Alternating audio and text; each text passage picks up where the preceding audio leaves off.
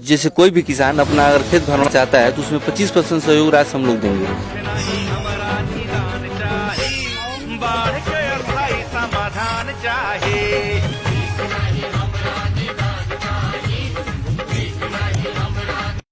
तो हमारा ग्रामीण भारत का जो कारवां है वो अब दक्षिणी से अब पूर्वी की तरफ आ गया है। रामकोला पूर्वी में हम आ चुके हैं वार्ड संख्या 18 में, और वार्ड संख्या 18 में जिला पंचायत सदस्य के प्रत्याशी जय गोविंद राव जी, इनसे हम मुलाकात करने वाले हैं, बात करने वाले हैं कि इनका क्या विज़न है और अपने क्षेत्रों को समस्याओं को लेकर ये क्या अपने विज़न बना रखे हैं, तो उस पर बात करेंगे। स्वागत है आपका।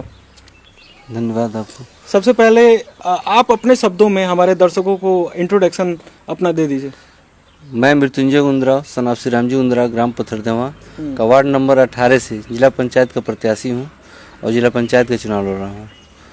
मेरा मूल उद्देश्य जो है क्षेत्र में बाढ़ की समस्याओं को लेकर, बाढ़ को प्राकृतिक आपदा माना जाता है, लेकिन मैं उसको नेचुरल घटना मानता हूँ क्योंकि वो एक्सीडेंटल घटना नहीं है और हर साल वो बड़े बड़े पैमाने पर तबाही करता है। तो हम बात करेंगे फिलहाल आपके जो है अपने क्षेत्र, उसके बारे में हम जानते हैं कि आप अपने क्षेत्र के बारे में कितना जानते हैं। तो सबसे पहले आप हमको बताइए कि आपके वार्ड में कितने गांव हैं?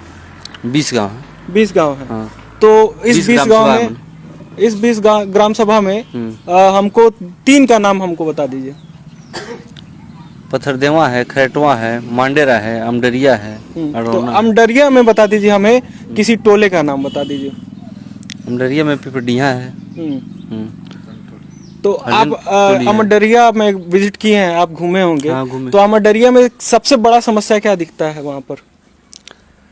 अमडरिया में सबसे बड़ा समस्या यह है कि बरसात के दिन में जो गांव में हरिजन बस्ती में पानी घुस गया था और सभी लोग बरसात के दिनों में पानी में जांग भर पानी में सभी लोग 1 महीने तक पानी में रहे और उस पानी का कोई निकास का व्यवस्था अभी तक नहीं बन पाया। वो सबसे गरीब बस्ती है और उस गांव के गरीब बस्ती में कोई निकास का व्यवस्था पानी का नहीं बन पा रहा है और वो लोग सभी लोग से तबाह रहते हैं और उसका आज भी व्यवस्था नहीं बना। उसका क्या सोल्यूशन बन सकता है? क्या अब सोल्यूशन ये बन सकता है कि जैसे नहर पे बंधा बना दिया जाए तो कि गांव में पानी न आवे। जो सड़क डैमेज है उसके तरफ से पानी आ रहा है उसको ऊंचा कर दिया जाए तो उससे पानी न आए। बाड़ी का चौड़ीकरण हो जाए। पुल वहाँ पर जो डैमेज है, जो पानी को रोक दे रहा है, बहुत नीचे है, वो उसको तोड़ के उठाया जाएगा तब वो पानी वो निकल पाएगा वहाँ से। तो आपका जो क्षेत्र है उसके अनुसार क्या समस्याएं वहाँ पर सबसे बड़ी लेवल पे दिखती हैं? 1-2 समस्याएं बताइए जिस पर काम होना जरूरी है। देखिए, जैसे जिनमिन समस्याएं तो सभी है, मान लीजिए सड़क भी है, एथी भी है, सभी लोग करते हैं, उसके लिए कोई ये नहीं है। हम भी करते हैं। हम भी अपने गांव में काफ़ी विकास किए हैं। मैं एक प्रधान प्रतिनिधि भी रहा हूं और काफ़ी विकास भी किया हूं। लेकिन सबसे बड़ी समस्या हमारे गांव, हमारे क्षेत्र की बाढ़ ही है।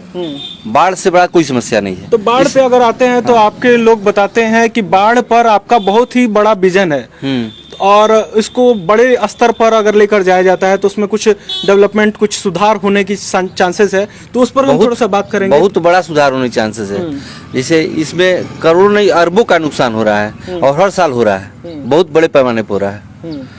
तो उस हमारा प्रोजेक्ट है कि ड्रेन भी कमर्शियल हो सकता है। मैंने ड्रेन के अंदर हम व्यवसाय के प्लान बना रखे हैं कि ड्रेन के अंदर हम व्यवसाय कर सकते हैं। ड्रेन जैसे मान लीजिए ड्रेन 20 मीटर चौड़ा है, 15 मीटर चौड़ाई हो गई और गहराई हो गई। गहराई के बाद उसमें हम जगह जब 200-200 मीटर का पोखरा अगर बनाते हैं तो जल संरक्षण का भी हमारा प्रोजेक्ट जल संरक्षण का भी है। जैसे हम 200 मीटर लंबा और 15 मीटर चौड़ा अगर 1 मीटर गहरा करते हैं तो 28 लाख लीटर पानी एक टैंक में रोकेंगे।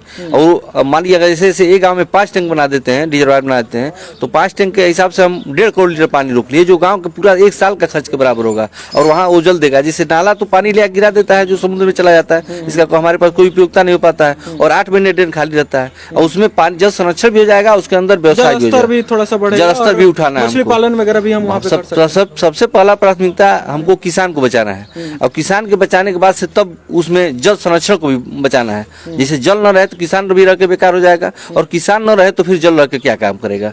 दोनों एक दूसरे के पूरक हैं। दोनों को बचाना है, जल को भी बचाना है। ज्यादातर बाढ़ वगैरह की समस्या रहती है, सबसे बड़ा समस्या बाढ़ का है, उससे बड़ा कोई समस्या ही नहीं है। तो प्राथमिकता सबसे बड़ी यही जैसे है कि अगर हम यहाँ हवाई अड्डा की बात करें तो कोई मतलब नहीं है, यहाँ नेशनल हाईवे की बात करें तो कोई मतलब नहीं है, लेकिन यहाँ तो हम लोग किसान हैं, या तो मजदूर हैं या तो किसान हैं। मजदूरी से हमारा खर्चा चलता है और किसानी से जो आता है उससे हमारा बैकअप मिलता है, जिससे शादी ब्याह, घर द्वार या अन्य जो हमारे विकास के काम होते हैं उससे होते हैं। तो सबसे बड़ी समस्या हमारे तो क्षेत्र आपके जीतने के बाद जो है, अगर जीतते हैं तो आपका सबसे बड़ा फोकस बाढ़ की समस्याओं को दूर करने पर रहेगा, ड्रेनेज को जो है कमर्शियल बनाने पर फोकस है। हमारा उद्देश्य जीतने और हारने से नहीं है और चुनाव लड़ने से नहीं है। अगर हम नहीं लड़ते, मान ली सीट नहीं आता या हम नहीं जीतते हैं, तब भी हमको ड्रेन खुदवाना है, भिक्षाटन करके खुदवाना है, जैसे भी हो सकता है उसे खुदवाना है, लेकिन उसको खुदवाना है, चौड़ीकरण करना है, उसमें कहीं कोई समझौता नहीं है। तो ड्रेन वाले पे हम बात करना चाहेंगे कि उसमें अगर प्लानिंग करा जाता है, अगर प्रोजेक्ट आपको भेजा जाता है तो उसमें और क्या उसका प्लानिंग किस तरह किया जा सकता है, किससे अप्रूवल मिल पाएगा, ये सब? अब इसके लिए तो जिला प्रशासन सक्षम है, जिला प्रशासन के पास पावर भी है। देखिए, जैसे इसके लिए हम सिंचाई मंत्री आपके स्तर से संभव हो सकता है। इसके लिए हम सिंचाई मंत्री से लखनऊ जाके मिले थे, कोरोना काल में मिले थे, बहुत मुश्किल से मिले थे। तो उन्होंने आश्वासन दिया था कि हम पूरे जिले के नाले की साफ सफाई कराएंगे। उसका असर भी दिखाई दिया है। इस बीच बहुत जल्दी में एक खबर छपी थी पेपर में कि नाले की सफाई डीएम स्तर से, सारे नालों की सफाई के लिए, लेकिन फिर वही बात चली गई कि नरेगा से होगा। तो नरेगा से होने का मतलब फिर वही उसके भ्रष्टाचार का शिकार हो गया। अरबों रुपया तो बहेगा लेकिन वो सफाई नहीं हो पाएगी। नरेगा की सफाई तो हम लोग देख ही रहे हैं और हम लोग उस सिस्टम के हिस्सेदार हैं, देख रहे हैं कैसे होता है, तो उससे नहीं हो पाएगा। और जिला अधिकारी को ये पावर है कि वो जेसीबी परमिशन दे सकते हैं जिस काम में जरूरी हो।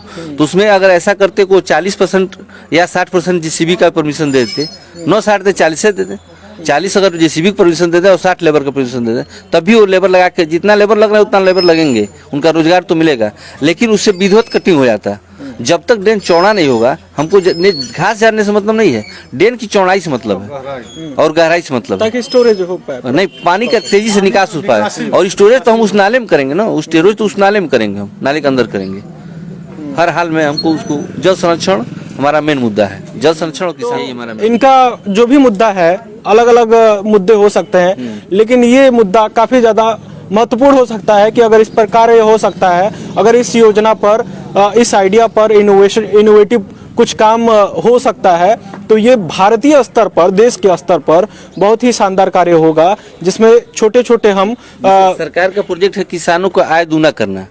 जैसे हम ये कह रहे हैं कि आप हमको कोई अनुदान मत दीजिए, किसी किसान को कोई अनुदान मत दीजिए, उसका जो नुकसान हो रहा है उसी को बचा दीजिए। अगर एक बीघा दह गया तो 1 लाख रुपया दह गया, उसका खत्म हो गया। तो 1 लाख कोई सरकारी अनुदान हर साल नहीं देता है।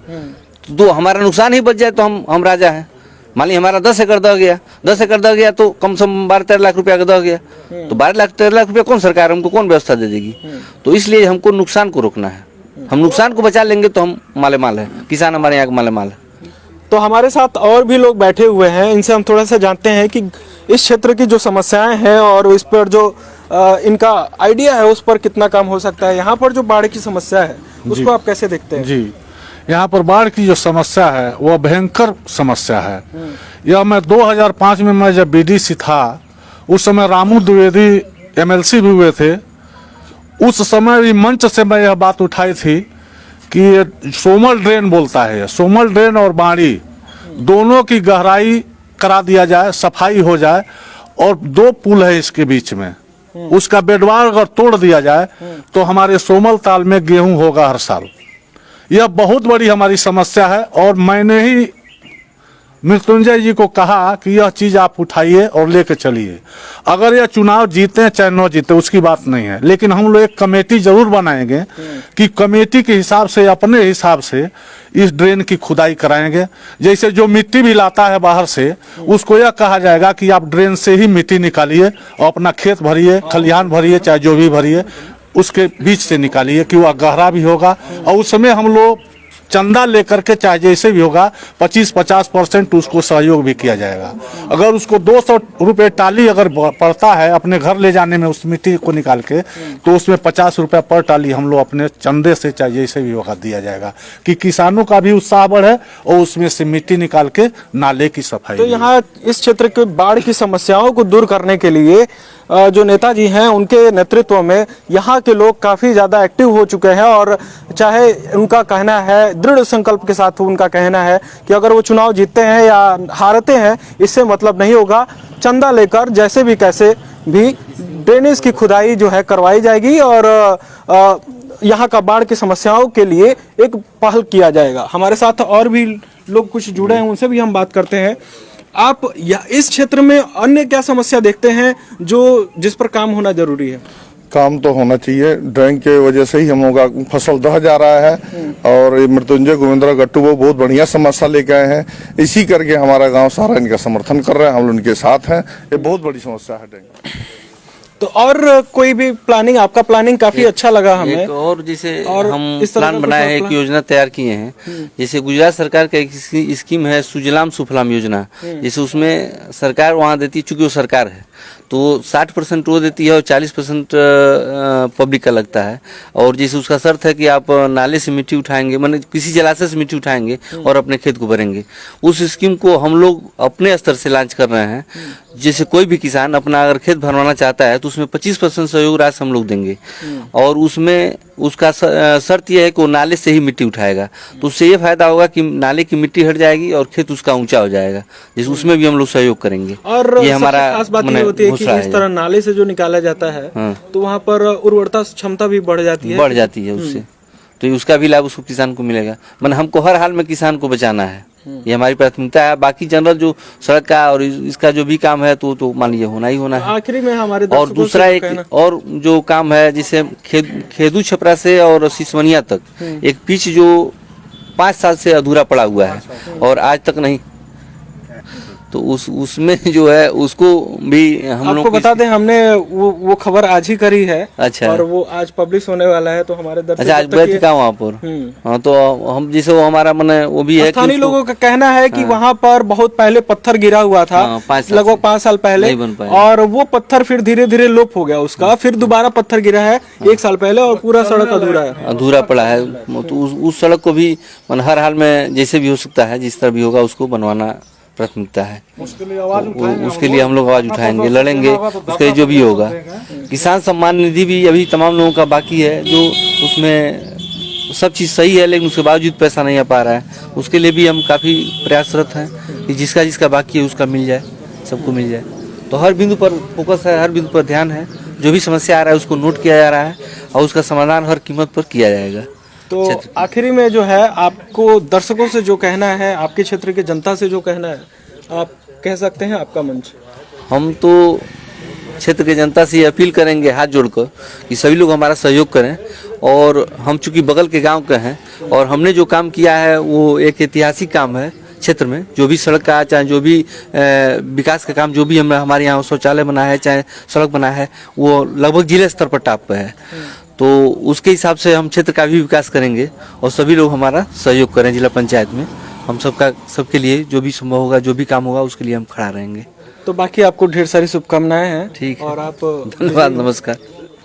तो ये थे हमारे साथ मृत्युंजय गोविंदराव उर्फ गट्टू बाबू, जिनको अपने क्षेत्र में गट्टू बाबू के नाम से जाना जाता है। और जो इन्होंने प्लानिंग की है, इनोवेटिव आइडिया जो दिया है, वो इस पे सुधार होने चाहिए, उस पे काम होना चाहिए। और उसको लेकर बाढ़ की समस्या जो है उस पर काम होने के लिए वो एक अच्छा इनोवेटिव आइडिया कहा जा सकता है, जिस पर सरकार को ध्यान देना चाहिए। तो आप हमारे साथ बने रहें, इसके लिए तहे दिल से शुक्रिया। ऐसी कुशीनगर समाचार को प्यार देते रहिए। जाते वक्त में इंश्योर कर लीजिए कि आप पेज को लाइक कर लिए हैं। जय हिंद।